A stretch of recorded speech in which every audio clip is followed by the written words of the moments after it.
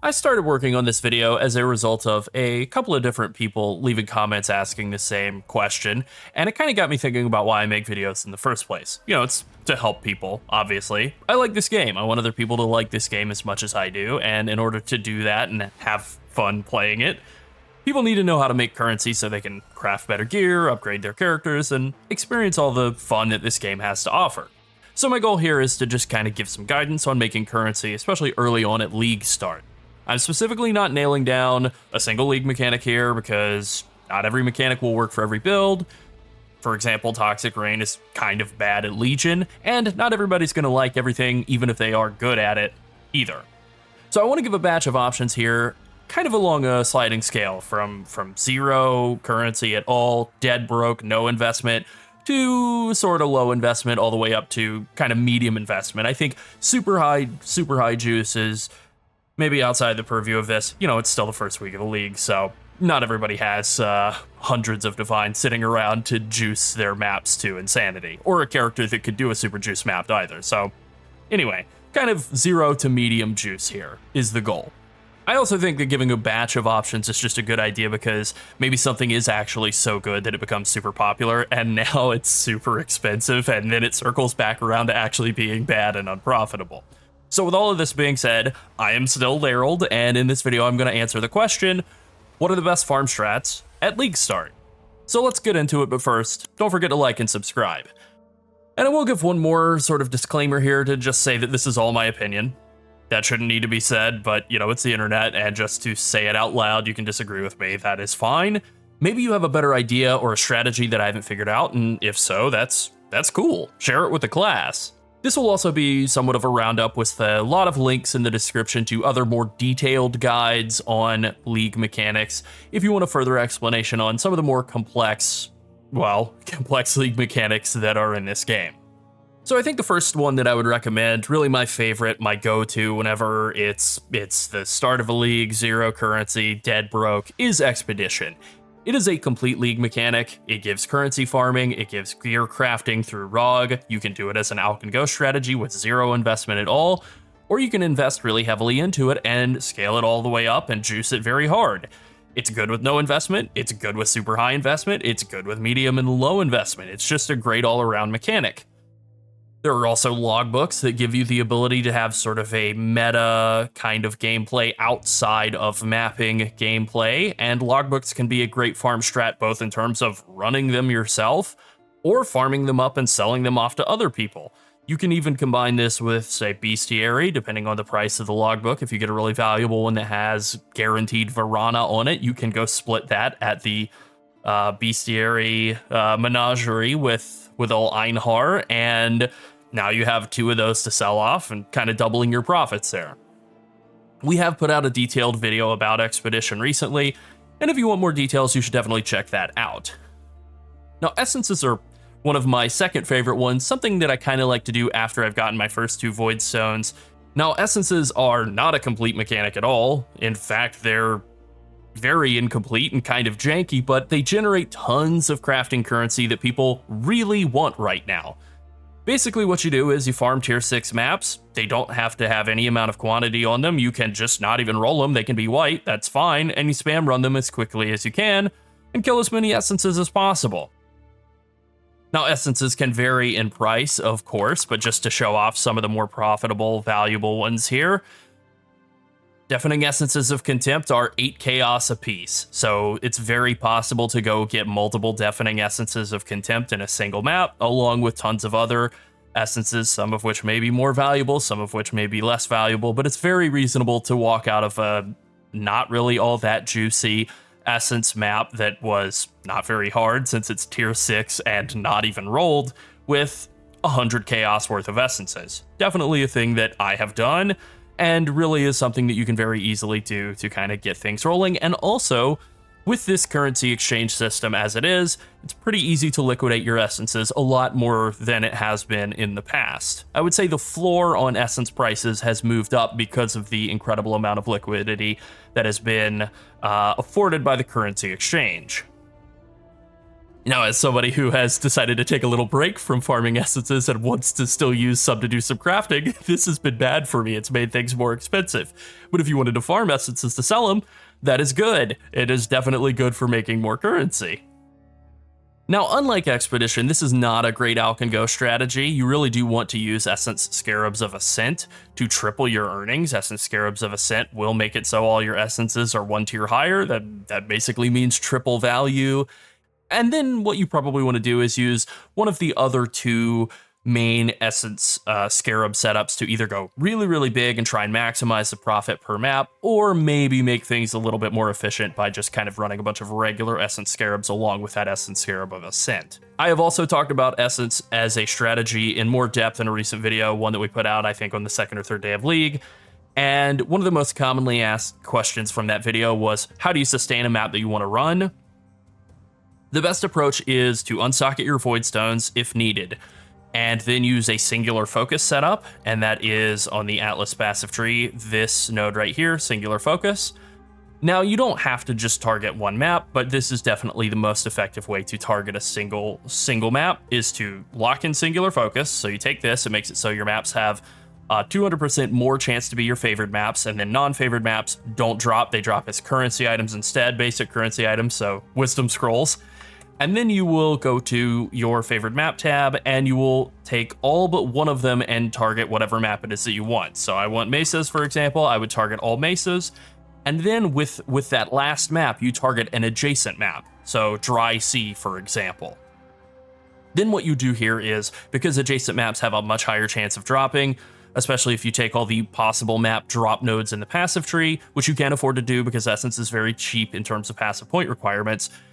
This will make it so that you will get a lot of Mesa maps just by running whatever you're running, as long as you're running something that is in that level. For example, like if I take out all my Void Stones, I'm trying to farm, tier 6 maybe wouldn't be the example. Maybe I'd want to do like Promenade is really kind of one of the best maps. So we'll just actually show this off here. I would make all of my favorites Promenade except for one that I would make adjacent to it, Chateau. So I would run all the Promenades until I ran out. Then I would run a couple of Chateaus. By having run Promenade for a while, I would have a lot of Chateaus built up. I would run just a couple of Chateaus. I would get several Promenades out of that. And then I would go back to running Promenade. You can bounce back and forth like this, and that will very easily help you sustain your maps just by doing this little trick. And this is something you can do at any level. Really, really easy. Now, something that's super important to remember, super critical. If you are doing an Essence strategy and you are unsocketing your Void Stones to get a map that you want to do down to whatever level, Race Course at level 7 or tier 7, also good. Promenade at tier 6, great, both very good options. Once you are done, do not forget to re-socket your Void Stones. Critically important. Do not forget to do that. I've done it plenty. That is why I'm saying it. Don't forget, don't forget, don't forget. All right, now let's move on to Alch Go Red Altar farming. So Alch Go is not really a strategy. It's more of a philosophy. It's all about just cheaply alchemy orbing a map and then shoving it into the map device and running them with zero juice at all. It is, as you might think, not as good as if you were to juice your maps. This makes sense. X should always be worth a little bit less than X plus 1. Mathematicians hate me. The upside of Alch Go is that it is easy, and red altars tend to just throw lots of valuable currency at the player even with zero investment.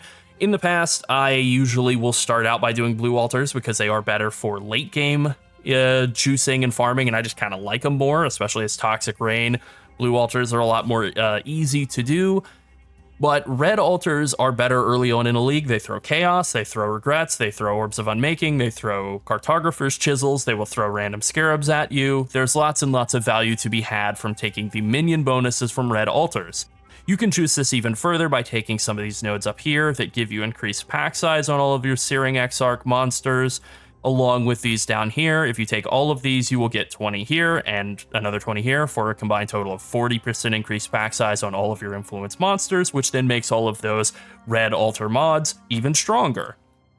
Now, you could do this with blue altars, but as I said, blue altars, the point of doing blue altars really is, it's not impossible to get the divination or the divine orb minion modifier from blue altars. I would say I probably get it about once a league. Last league, I got it on the last pack of a map and didn't get any divine orbs from it at all, so not very good. The main reason that you do blue altars is instead to get the quant and rarity bonuses from blue altars.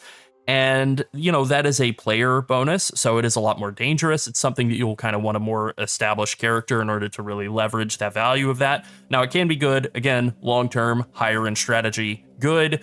But early, cheapo, basic strategy, red altars are really good. And I would say in the last day or so, I've farmed close to 2,000 Chaos Orbs pretty much just by doing exactly this, just by doing red altar farm and a combination of Chaos Orbs and Regret Orbs and Unmaking Orbs, and then just selling off those Regrets and Unmakings and some Scourings and ultimately just converting all of that into Chaos Orbs has farmed me quite a bit of Chaos in a pretty short time, and I really do owe most of it to red altars.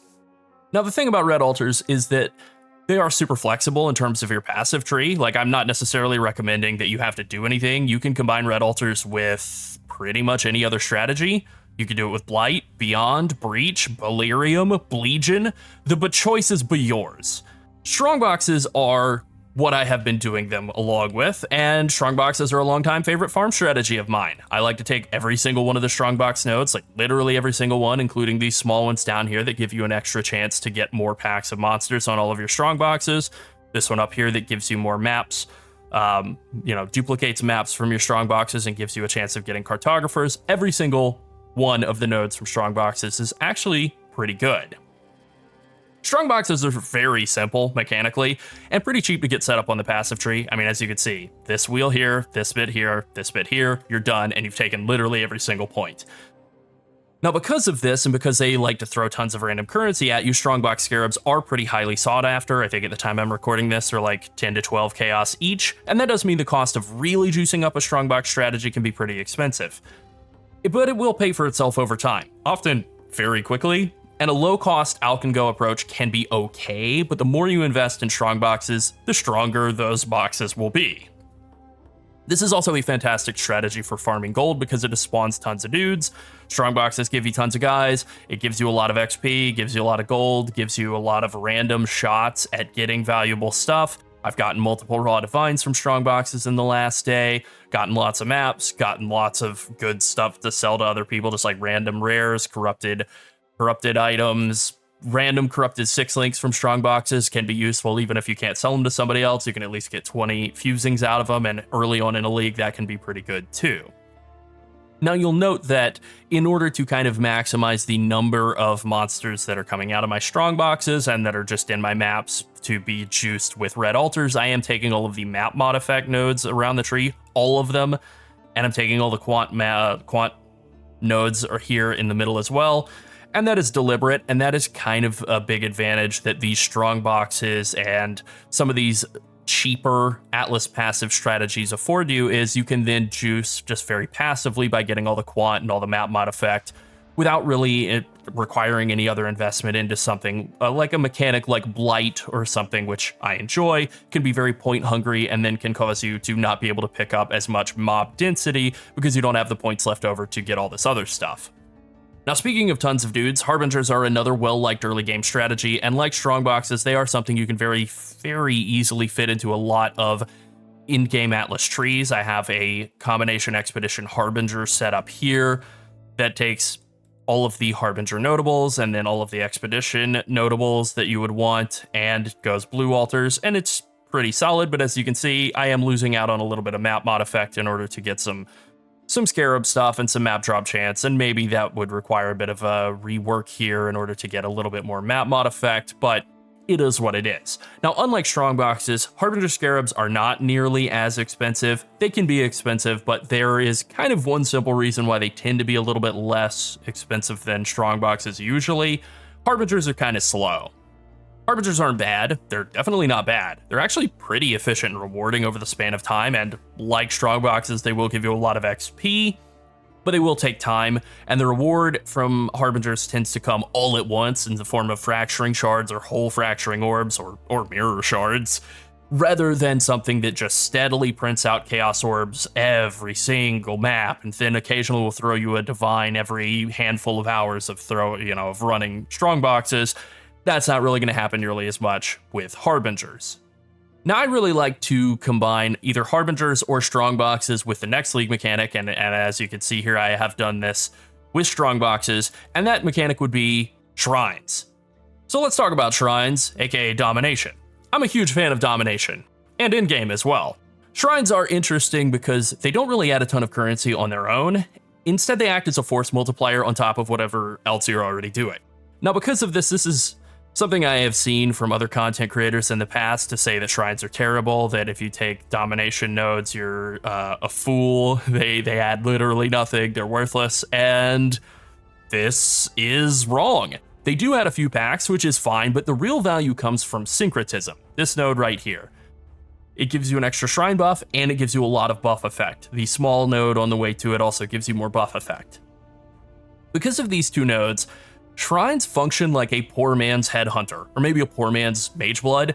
The point is that they give you tons of speed, damage, defense, and really just pack a massive amount of value onto your character for very little investment. 3 points here, 5 points here, 8 total points. Especially with Gloom Shrine having been added into the base Shrine pool, I think that Domination is a really undervalued mechanic that is really, really strong for helping you much more quickly clear your maps and make more currency more quickly. Again, they won't add much on their own, but that's not the point. The point is that they make you do everything else significantly faster and safer. They are a multiplier on every other thing that you are doing that you can sprinkle in for a handful of points pretty cheaply.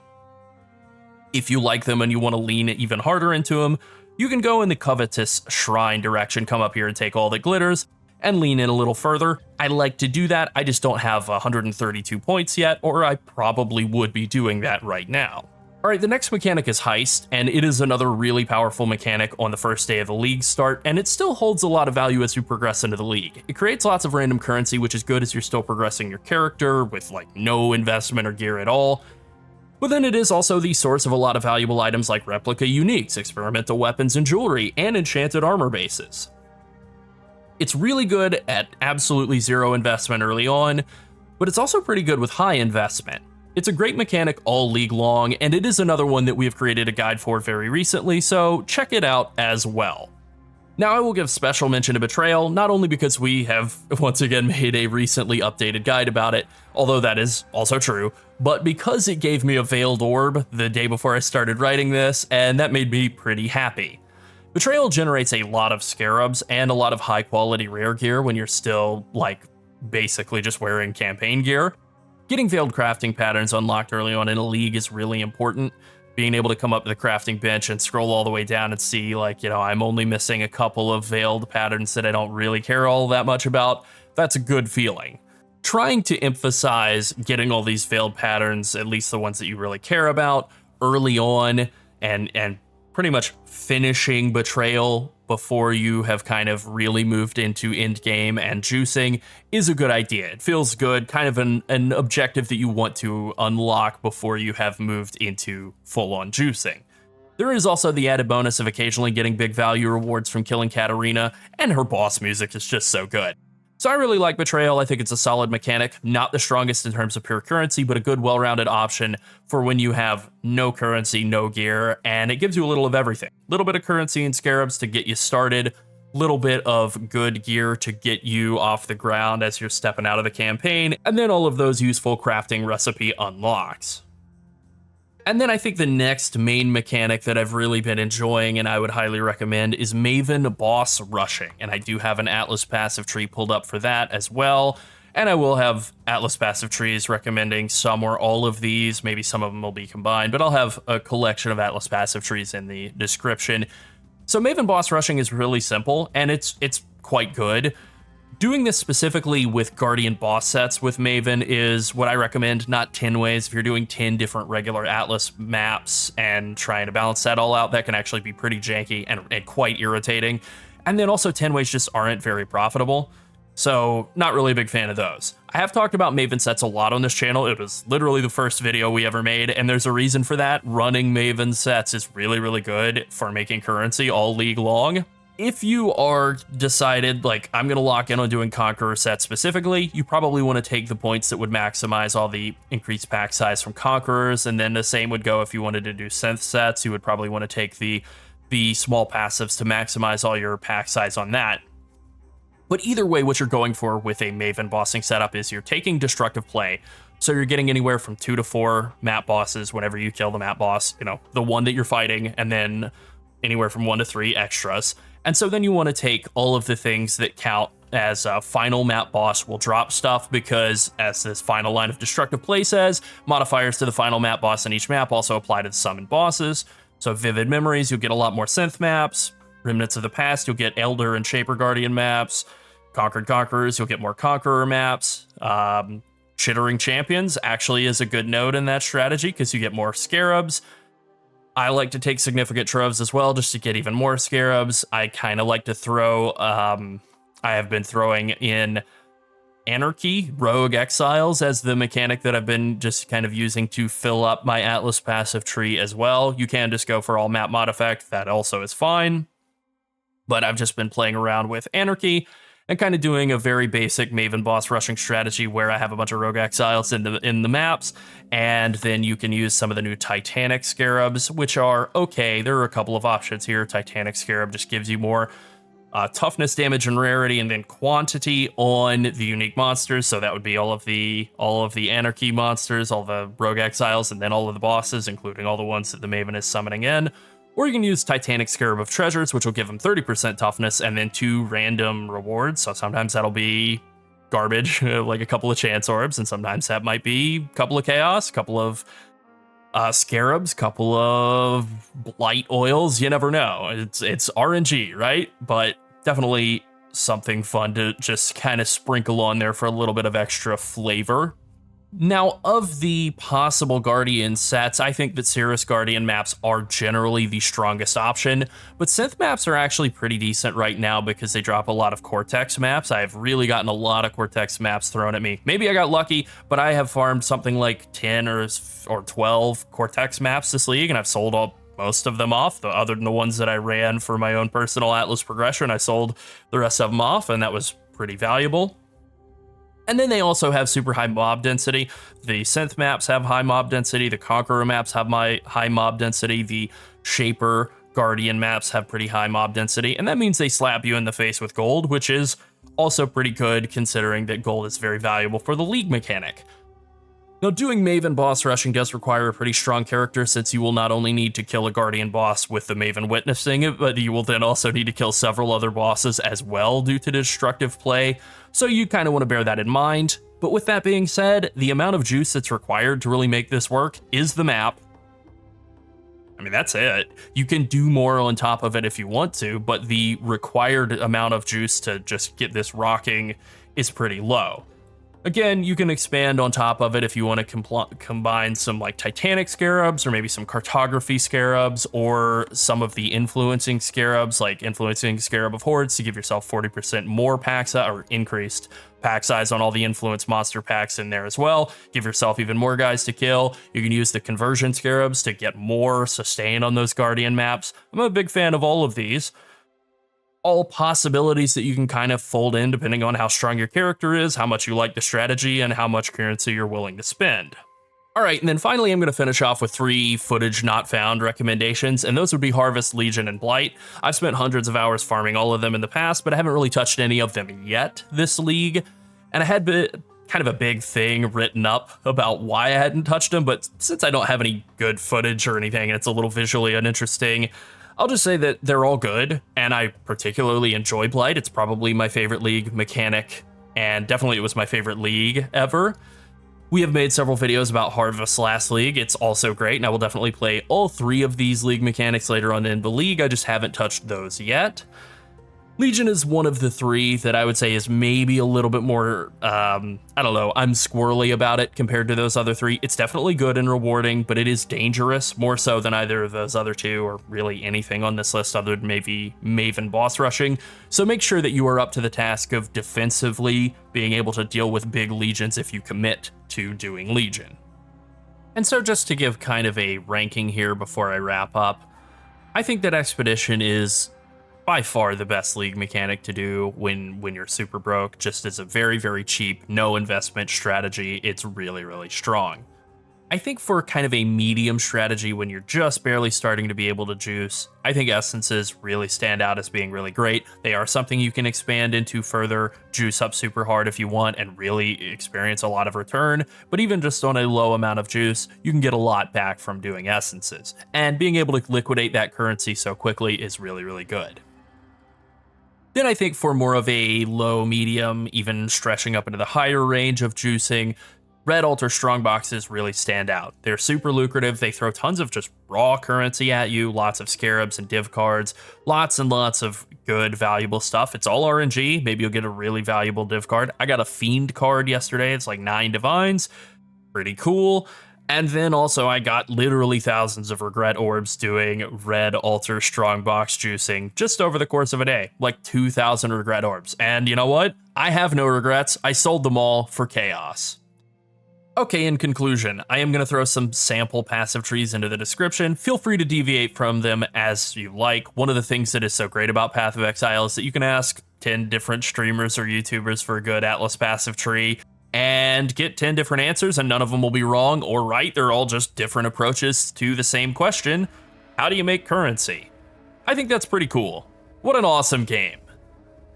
All right, that's it. Thanks for watching, and good luck making some divine orbs. Bye.